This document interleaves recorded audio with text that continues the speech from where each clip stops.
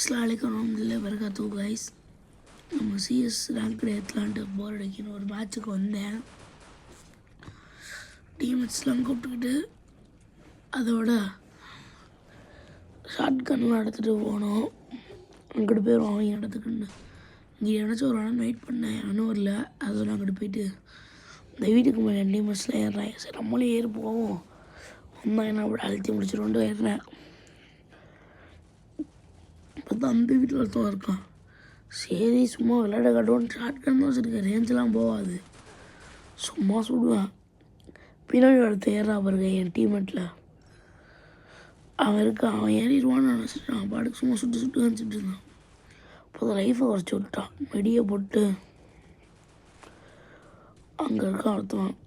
சரி நான் கில்லே கிடைக்கல, கீழே போனால் மேலே ஒருத்தன் போடுறான். அடி வாங்கிட்டு தான் ஓடி இருப்பான் போல். ஒரு வாட்டி தான் அப்பா நாக்காய்ச்சல் வந்துடுவான். அதோட அவனையும் டேமேஜ் கொடுத்துட்டு கீழே எடுத்தவன் அவனையும் கீழே எடுத்துகிட்டு ஓட்டிகிட்டு இருப்பேன். அப்போ நம்மளுக்கும் கீழே வந்துடும். இன்னொன்று எப்போ நான் மேலே போய்ட்டு வந்தோம், திரும்பி அங்கே இனிமேல் கம்மின்னு மேலே போவேன்.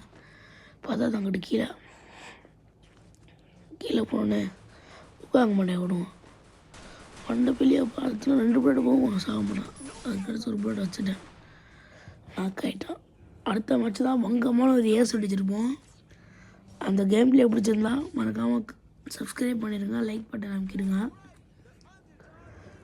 அவனுக்கு தேவையானதெல்லாம் எடுத்துகிட்டு இருப்போம். டீமத்தை 3 கீழே அடிச்சோன்னு சொல்லிடுவோம், ஏஎஸ் அடிச்சிடறேன் விட்டுறான்ட்டு.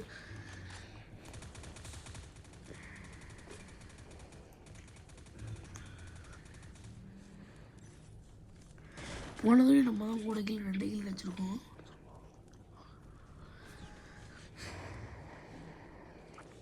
எல்லா டீமும் அங்கிட்டு தான் போவேன். நான் ஒத்தாள் மட்டும் தான் கிட்ட வருவேன், யாருமே வர மாட்டாங்க. இவனை பார்த்துருவேன், அவன் அடிக்கலாம்னு நல்லா சாண்டினை போட்டுருவான். அதை உடச்சிட்டு சரி ஒருத்தன் தானே இருக்கான்ட்டு போவான் கீழே இறங்கி. இப்போ 2 பேர் அடுத்து பிடிச்சி லைஃப் வேறு 5-6 தான் இருக்குது, குறைச்சி விட்டேன். அதுக்கடுத்து அப்படியே கீழே போவோம். இவனை சொல்லி நான் ஏன் சண்டைங்கிறேன்னான்ருவான். பார்த்தா அப்போ தான் தலையில் இருப்பான், ஸ்கோப் போட்டே அவனை முடிச்சிட்டேன்.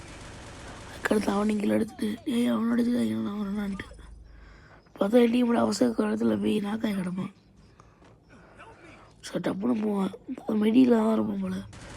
மேலே ஒன்று வச்சு தரமான ஒரு மங்கமான ஏசு. இந்த கேம்லேயே உங்களுக்கு பிடிச்சிருந்தா சப்ஸ்கிரைப் பண்ணுங்கள், லைக் பண்ணுங்கள், ஷேர் பண்ணுங்கள், மறக்காமல் எனக்கு ஃபாலோ பண்ணிடுங்க.